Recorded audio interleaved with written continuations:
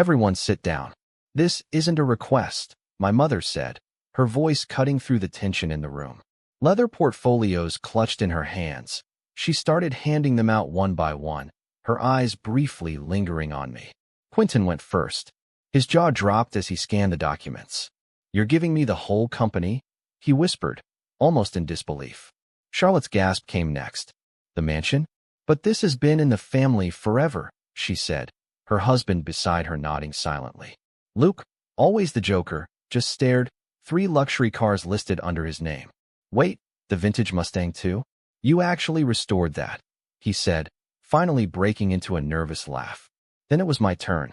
The moment my mother handed me the portfolio, something in her eyes shifted. I opened it and found a single sheet of paper, a cashier's check for $50,000, and a brief note that read, "For your years with the family." The room went quiet.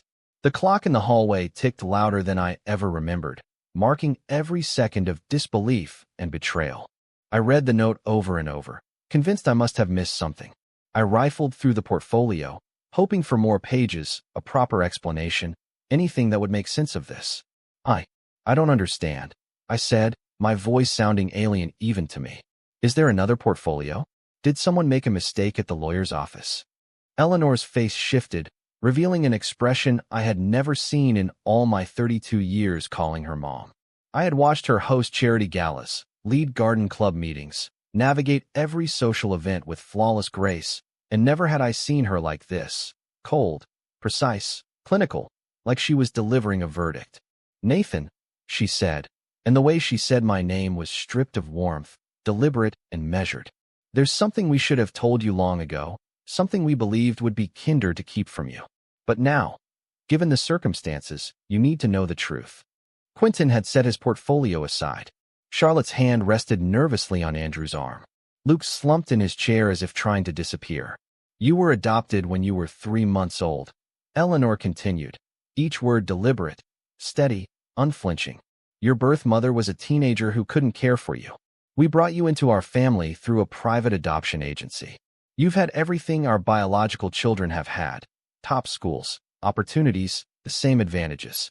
But legally, the family trust is very clear.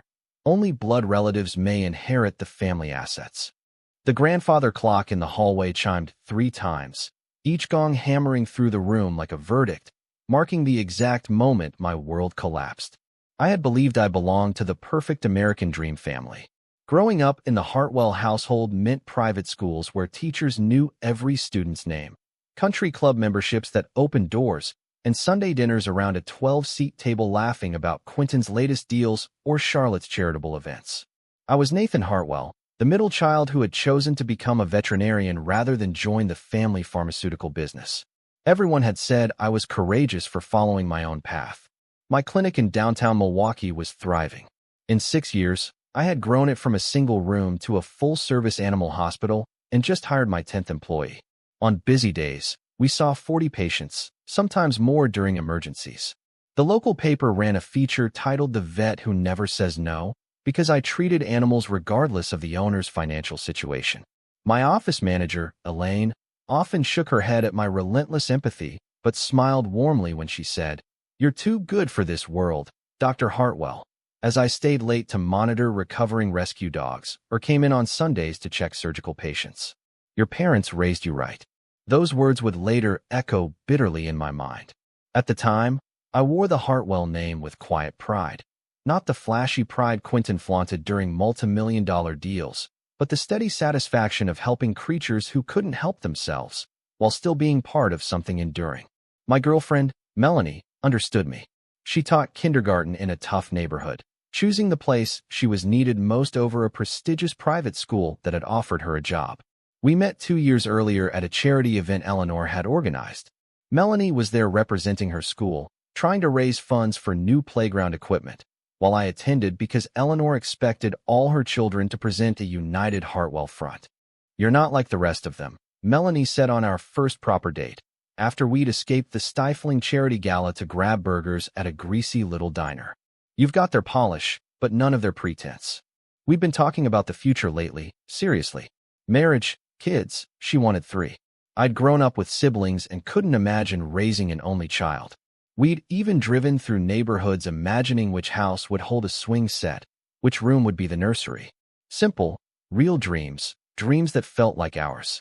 Every Friday, I kept a ritual with my father, Henry.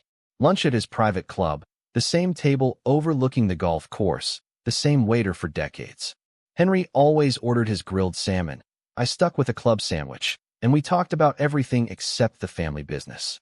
"You've always been different from your siblings," he said just 2 weeks before that fateful meeting, polishing his glasses with that nervous tick of his.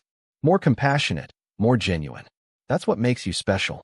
I smiled, thinking he meant my career, my choice to heal instead of chasing profit. "Someone in this family has to have a soul, right, Dad?" He chuckled, but it didn't reach his eyes. Now, I understood why.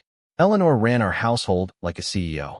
Every object, every tradition, every family member had a role. She called me every Sunday at exactly 7. "Nathan, darling," she said during the last call before the meeting, "don't forget next Saturday. It's important. Your father and I have planned something special. We want all our children there. All our children." At the time, the words seemed natural, obvious. Of course, I was one of her children. I had her stubborn streak, Henry's thoughtfulness. I remembered learning to ride a bike in the estate driveway, Henry running beside me, Eleanor cheering from the front steps. Christmas mornings with Quentin trying to act dignified, Charlotte and Luke and I ripping into presents like wild things.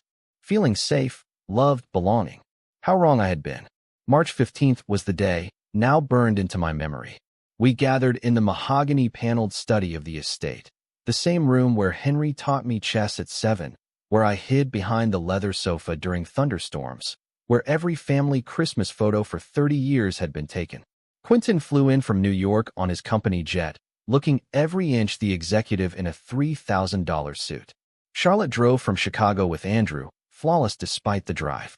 Even Luke had arrived sober and on time, a minor miracle that Eleanor noted approvingly. "Children," my mother began, standing behind Henry's chair, hands placed perfectly on the leather. "Your father's health scare has reminded us it's time to secure the family legacy." She distributed the leather portfolios with practiced precision. When I opened mine and saw only a single check and note, the room seemed to drop 20 degrees. "I don't understand," I whispered. "Is there another portfolio? Did someone make a mistake?" Eleanor's transformation was immediate. The woman who had kissed my forehead thousands of times, nursed me through pneumonia, cried at my graduation, all gone. In her place stood a stranger wearing my mother's face. "Nathan," she said, her voice precise and measured, "there's something we should have told you years ago. You were adopted when you were 3 months old. Your birth mother was a teenager who couldn't care for you. We took you in, gave you everything, but legally, you have no claim to the Hartwell estate." The words hit like punches to my chest. Adopted, 3 months old, no claim. Each phrase tore apart 32 years of certainty in real time. Henry finally looked at me, his pale blue eyes avoiding mine. "We did care for you, son. But the family trust is very clear. Only blood relatives inherit." The lawyers reviewed everything. They were explicit. "You're telling me this now?" My voice rose, cracking in disbelief. "After all these years now?" Quentin cleared his throat, shifting uncomfortably. "Mom, Dad, this is insane. Nathan's our brother. Always has been. Not by blood," Eleanor said sharply, cutting through his protest like a knife. "You were never really one of us. We gave you a good life, the best education, the opportunities most people only dream of. That check should help you transition to your new reality." Transition? Like moving apartments, not having my whole identity ripped away. Charlotte was crying silently, tears running down her perfectly made-up face. "This is cruel," she whispered. "Unnecessarily cruel." Andrew put a hand on her shoulder, expression neutral. He had known, I realized. The son-in-law knew what the son had never been told. "You knew?" I demanded, scanning every face. They all knew. Eleanor's chin lifted slightly, the same gesture she used in board meetings before delivering bad news. "We found out when Quentin turned 18. The lawyers insisted he be told as the eldest and future heir. Charlotte was told when she got engaged to Andrew for legal reasons regarding her trust. Luke was told at 21. We made them promise not to tell you." Henry added weakly. "We thought it would be kinder." "Kinder." I laughed bitterly. You thought lying to me my entire life was kinder. Luke's voice was rough. This is messed up. Nathan saved me when I was drowning. He taught me to drive. He covered for me when I crashed Dad's Mercedes. Blood doesn't make someone family. The law disagrees, Eleanor said coolly. And $50,000 is more than generous, considering we had no obligation to give you anything. I stood there, hands shaking, watching my past rewrite itself. Every family vacation, every picture where I looked out of place, every subtle hesitation when Eleanor introduced me alongside the others, every comment from family friends about how I must take after some distant relative, it all clicked. Get out, I said quietly. I beg your pardon. Eleanor arched her eyebrows. Get out. This was my family home, too, until 5 minutes ago. I deserve 5 minutes to process that my life has been a lie. So get out. All of you. They filed out slowly. Quentin squeezed my shoulder as he passed. Charlotte sobbed openly. Luke muttered under his breath. Henry lingered at the door. We did love you, he said softly. That was never a lie. I said nothing. I couldn't. Alone in the study, surrounded by portraits of Hartwell ancestors who weren't mine, a family legacy that wasn't mine, a tree I'd been pruned from with surgical precision. I walked out without a word, past the marks on the kitchen doorframe where Eleanor measured our heights, past the piano where I had learned to play Chopin poorly. My car drove itself toward Milwaukee because I couldn't see through the tears, which finally came, violent and unstoppable somewhere past the county line. Melanie was grading papers when I arrived. She looked up, saw my face, and dropped her red pen without a word. Nathan, what's going on?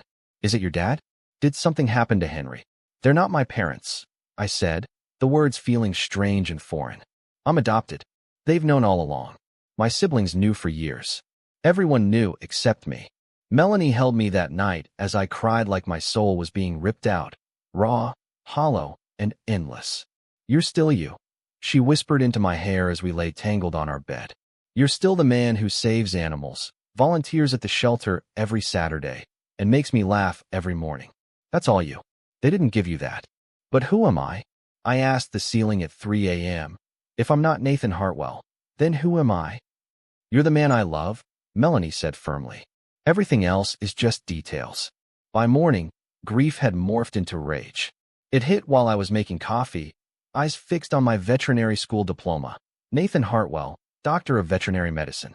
Even my education carried their name, their lie. If the Hartwells could hide this for 32 years, what else were they hiding? Who were my biological parents? Why did they give me up? Were they alive? Did I have siblings somewhere? Real ones who shared my stubborn chin or uncanny memory for numbers? I need to find them, I told Melanie over breakfast. My birth parents. I need to know who I really am. She reached across the small kitchen table and took my hand. Then we'll find them. Whatever it takes. I tracked down Chester Pike through the most unlikely source, Mrs. Kowalski, whose diabetic cat I'd treated for 2 years. She mentioned her brother had gone missing 30 years ago until a private investigator, Chester Pike, located him in Portland under a different name. Chester's office was above a Chinese restaurant on Milwaukee's south side, up 2 creaking flights of stairs. He was 70, built like an old linebacker, with sharp eyes that seemed to measure every detail of a person in a single glance. Birth parent searches can be tricky, Chester warned, his gravelly voice softened by genuine concern. Records are often sealed tight. Some people don't want to be found. And sometimes the truth hurts more than ignorance. I need to know, I said, placing the retainer fee on his cluttered desk. My biological parents could be anyone, or gone entirely. But that's my truth, and I deserve it. Chester studied me, then pocketed the cash. $200 a day plus expenses. I'll need everything you can find on them. Any family records, documents, anything. They told me 3 days ago. Birth mother was a teen who couldn't keep me. Adopted when? 3 months old, December 1992. Born in September. Private adoption through a lawyered agency. Chester scribbled notes in his battered notebook. Private agency is easier sometimes. Lawyers mean paper trails. Your adoptive parents used local counsel, Jerome Blackstone in Philadelphia. Handled all legal work back then. Blackstone still practicing? I asked. Must be pushing 80, but yes. That's our starting point. I'll drive out there tomorrow. I'm coming with you, Melanie said firmly. That's not how I usually work, Chester said. I don't care, Melanie said. They stole 32 years of truth from him. I'm not sitting on the sidelines. Chester studied her, then me, eyes cataloging, before nodding slowly. Fine, but you follow my lead. If I tell you to wait in the car, you wait. Some people don't like their past being disturbed. It can get ugly. We shook hands, his grip firm, reassuring, sealing the uncharted path ahead. As I creaked down the stairs, past the faint smell of dim sum from the restaurant below, a sense of purpose returned, something I hadn't felt since that awful day in the Hartwell study. I was finally going to discover who I really was, even if the truth shattered the rest of my world. The drive to Philadelphia took 12 hours, Chester insisting we stop at every rest area to stretch his bad knee. Jerome Blackstone's law office sat on the ground floor of a weathered brownstone, wedged between a dry cleaner and a bail bonds office. The receptionist, as old as the building itself, blinked at us over tape-repaired reading glasses. He doesn't take new clients anymore, she said. We're not clients, Chester replied, sliding his investigator ID across her desk. We're here about an adoption he handled in 1992. Blackstone, thin as parchment, age spots covering his trembling hands, peered at us. His office smelled of old books and older cigars, despite the no-smoking sign. The Hartwell adoption, he said after Chester explained our visit. Surprisingly strong voice for such a frail man. I remember it well. Private, quiet, very quick. The adoptive parents insisted on discretion. We need the birth parents' names, I said, leaning forward. He studied me with large, thoughtful eyes. You're the baby. I'm 32 years older than you, but to me, you'll always be the baby. I handled this adoption myself. The birth mother had strict requirements. The adoptive family needed money, other children, and had to agree to a closed adoption. No contact, ever. But you have records, Chester pressed. You know who she was. Blackstone was silent so long I feared he'd dozed with eyes open. Finally, he moved to a dusty filing cabinet that looked like a relic from another century. I kept everything, he said, pulling out a thick folder. Never throw anything away. You never know when the past will come calling. He laid the folder on his desk, opening it with care. Baby boy, born September 3rd, 1992, Jefferson Hospital. Mother's name, Penelope. Just Penelope on the surrender papers, but I did my due diligence. He handed over another sheet. Penelope Vance, 19. Father unknown, but significant cash payments. Someone wanted this done quietly and quickly. Cash? Chester asked, instincts kicking in. $50,000, Blackstone said. Enough to cover expenses, and then some. Sequential bills, straight from a bank withdrawal, not savings. Do you have an address? My heart pounded. The only one I had then, he said. Philadelphia. She was there 3 months after birth. Then gone. Christmas card came back marked no longer at this address. Chester photographed every document with his phone. Mind if we take copies? I asked. Take the whole file, Blackstone said, pushing it toward us. I'm retiring next month. Consider this completing the circle. 2 weeks later, my phone rang mid-surgery, a tumor removal from a golden retriever. My assistant held it up, Chester Pike. Tell him I'll call back, I said, focused on the delicate work. He says it's urgent, she said. You need to hear this now. I put it on speaker, hands steady despite the surge of adrenaline. Chester, I'm in surgery. What is it? Nathan, sit down. I found your birth mother, Penelope Vance. She died 5 years ago from breast cancer, but she left something, a letter with a law firm in New York, to be given to you if you ever searched. My hands paused mid-scalpel. What does it say? I asked, voice barely a whisper. Your biological father, Nathan, Chester replied. Your father is Graham Cray. The forceps slipped from my hand, clattering against the surgical tray. My assistant's eyes widened in alarm, but I couldn't speak. The name echoed through my mind like a bell tolling over a graveyard. Graham Cray. The Graham Cray who owned Cray Logistics, one of the largest shipping and supply companies in the country. A billionaire whose name appeared in Forbes year after year. The man whose eldest son, Graham Jr., had just announced his Senate run, an American dynasty in everything but title. Chester continued through the speaker, filling the room with his gravelly voice. The letter explains everything. Penelope Vance was 19, an intern at his company. They had an affair. When she became pregnant, he paid her to disappear, to give you up, but but she kept track. She knew the Hartwells had you. Does he know about me? I managed, keeping my hands steady enough to resume the surgery. He does, Chester said. Penelope's letter says he always knew. And get this. Hartwell Pharmaceuticals' biggest distribution contract has been with Cray Logistics for 20 years, the same year you turned 12, when you'd start asking about family resemblance. The meeting was set for the following Tuesday at his corporate headquarters in Chicago, a gleaming glass and steel tower scraping the clouds. Sitting across from him in the top-floor office, the city sprawling beneath us, I saw my own reflection 30 years in the future. Same green eyes, same stubborn chin, same restless fingers drumming on the desk. Your mother was remarkable, he said quietly, voice heavy with decades of regret. I was 28, married, running the company, and completely blind. When Penelope told me about you, I panicked. I thought money could erase it, make it clean, make it like it never happened. Instead, you watched me my whole life, I said, pieces finally clicking together. The Hartwells needed a distribution contract in the late 90s. You needed to know I was safe. It seemed perfect. They got their contract. You got updates about my life through business meetings with Henry. So you bought my exile, I said, anger rising again. When Eleanor wanted me out, you paid them to bury my claim. Graham's jaw tightened, mirroring my own defensive stance. Eleanor got greedy 6 months ago. She saw who you really were from old photographs at a business dinner. She threatened to go public unless I helped them financially and ensured you'd never have legal claim to either family's fortune.